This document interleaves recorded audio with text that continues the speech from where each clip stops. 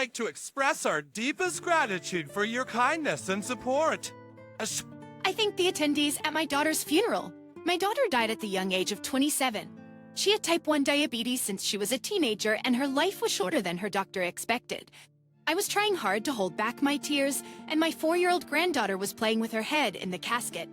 I knew that my granddaughter would still not be able to accept that her mother had died, but because it was a funeral, I still scolded her for playing with the casket. However, what she said after that changed the situation drastically. I was surprised at what she said, but I realized something, and I rushed out of the hall. This led to the revelation of the truth behind my daughter's death. My name is Rose Strasher Breers. I am a 62-year-old grandmother.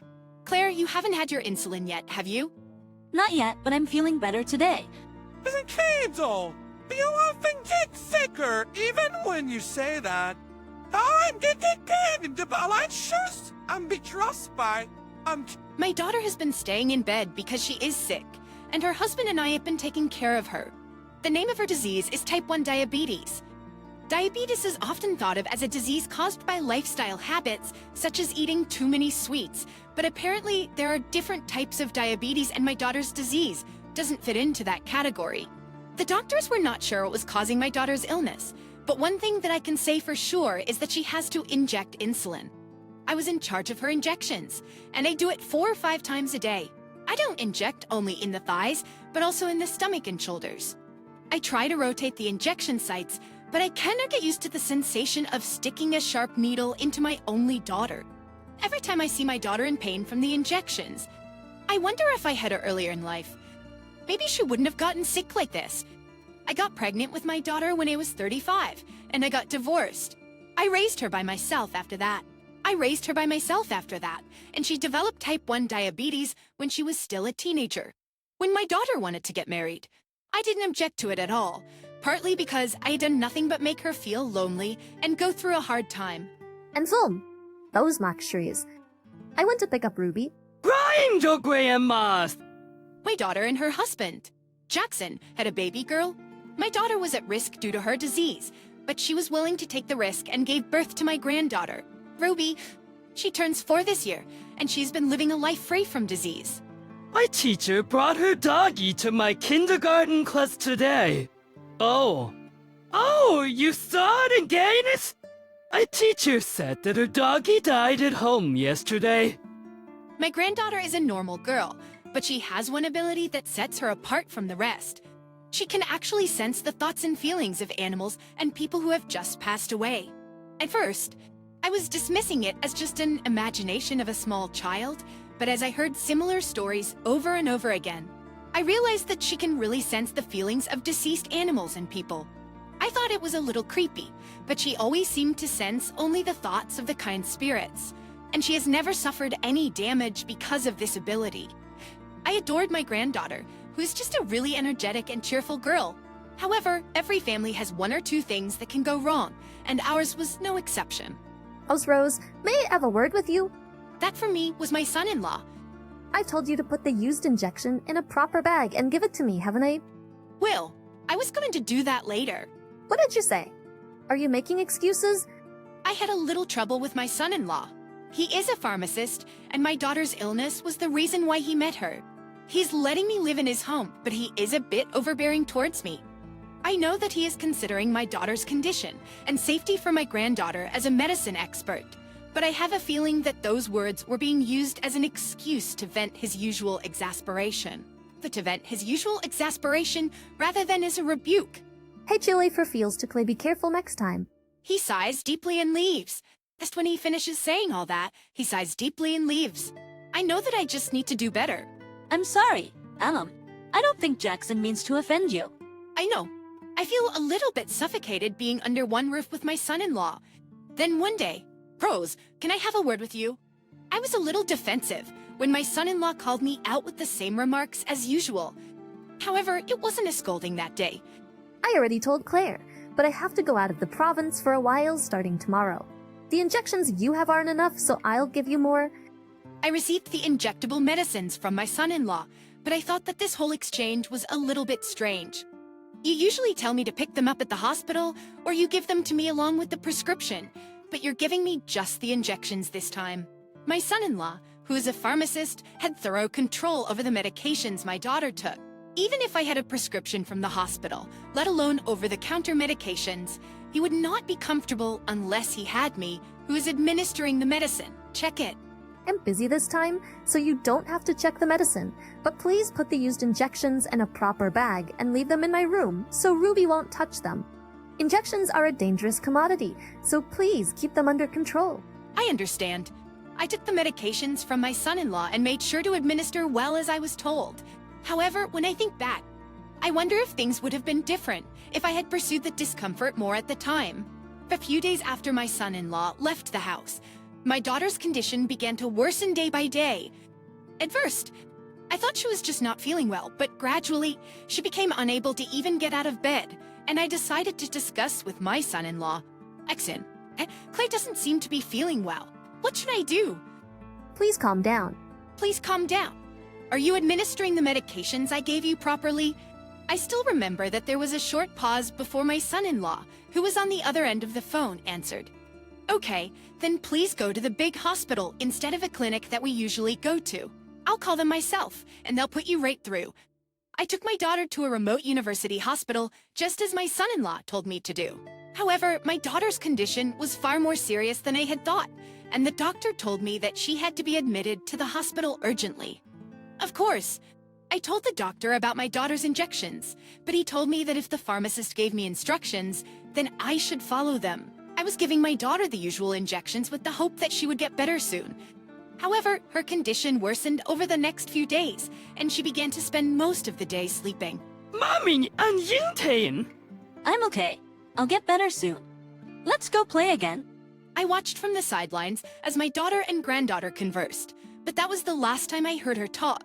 In the middle of the night, the weakening of my daughter's body reached a dangerous level, and she never recovered from there and passed away at the age of 27. I cried with my shoulders shaking while I was holding my granddaughter.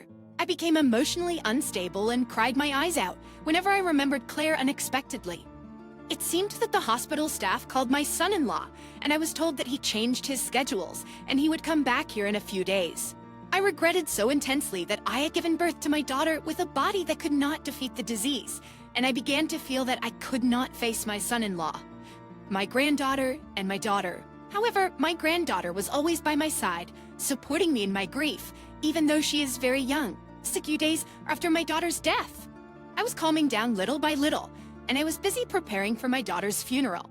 We would like to express our deepest gratitude for your kindness and support. Euro? Many people attended my daughter's funeral. Unfortunately, my son-in-law could not make it to the funeral. But even though he was far away, he provided all kinds of support, including handling funeral arrangements. With the help of those around me, I was able to hold my daughter's funeral without any problems. After the speeches were over, as the attendees were saying their final goodbyes to my daughter, I looked at my granddaughter, and she had stuck her head into the casket that contained my daughter. I wondered if she was playing because she was bored, or maybe she couldn't understand yet that her mother was dead. But I pulled my granddaughter from the casket anyway. Ruby, say bye to your mommy? But my granddaughter just stared at the casket with a confused face, and she didn't seem sad. Every time I saw my granddaughter like that, I couldn't help but feel sorry for my daughter, who passed away leaving behind such a young child. However, my granddaughter acted quite differently than I expected. Mommy and Kia, brush your basin meals. No, Mommy said that she was stung by a poisonous needle. I remember her special ability then. Mommy said that she didn't die of a disease, but she died from a poison. I don't know what I'll like back. Others thought her words as delusional, but not me. Ruby, where did your mommy say that she was stung with a poisonous needle? Up, she pointed to her thigh, stomach, and shoulder. I realized something, and I rushed out of the hall, even though the funeral wasn't finished yet. I knew that it was a preposterous thing to do, but if I missed this chance, I knew that my daughter's regret would never be cleared. So I ran off to a certain place. That certain place was our house. A figure slowly unlocked the front door and walked into the room. You were back late. Texan, Jixon, Easy. Those. Oh, you scared me. I was waiting for him in his room. Has Claire's funeral already finished? I slipped out because I've got some things to do. I showed him the used injections that I had left in his room. Ruby said that Claire was stung by a poisonous needle. I can't think of anything else but the medicines you prepared for Claire. I can't think of anything else but the medicines you prepared for Claire. Rose, you must be a little tired to take a child's word for it like that. I'll take it over from here, so please give me the injections. Will the police say that you are innocent? The police, who had been waiting outside the house, entered our house at that moment. My son-in-law tried to escape in a panic, but he was unable to move. I'd like to talk to you about your wife's case, and I was wondering if you would be willing to accompany me voluntarily. I thought that his expression clouded, and then he broke the window and ran outside. However, the police captured him eventually and put him in a police car. Damn. If it weren't for you, it would have been a perfect crime. He was spitting those words at me as I saw him off in the police car. My prediction was correct, and my son-in-law was officially arrested on suspicion of murder. He was indicted, and I was allowed to visit with him after he was arrested. How's it going? Have you learned to wrestle? How could you do this to me? You ruined everything, bitch. The interrogation revealed that he had mixed a poison with injection medication that my daughter took, and the used needles became the solid evidence. The motive was his infidelity. After his daughter was born, his freedom was gone and his private life was also taken away because he had to take care of his sick wife. He was not satisfied with his life like that, so he kept having an affair.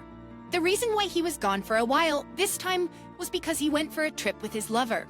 Besides, he thought that it would be easier to prove his innocence. If I injected the poison to my daughter, the poison is mildly toxic. But if it remains in the body, it becomes dangerous. And my son-in-law, who is a pharmacist, mixed his own potions.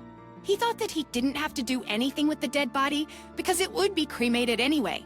And all that was left was to retrieve the used injection medicines, and his innocence would be proven. He also thought that if he left the country, he could escape from raising the child as well. I'm sure that nobody wants a woman who's going to die soon. I like my freedom in the first place. Why would I have to take care of a dying woman and her daughter? I trembled with anger when I heard his extremely selfish motives. But I was firmly aware that I was not the one to judge this man. As for you are a parent or a husband, let's confess all your sins and receive judgment properly. All our Skerber has. That's how you pay for your selfishness. Or My son-in-law kept glaring at me. But as long as the evidence was in place and the prosecution was set, it was almost the same as that he has lost everything he had built up. As a result, he was sentenced to life in prison. When this matter was settling down, my granddaughter and I visited my daughter's grave again.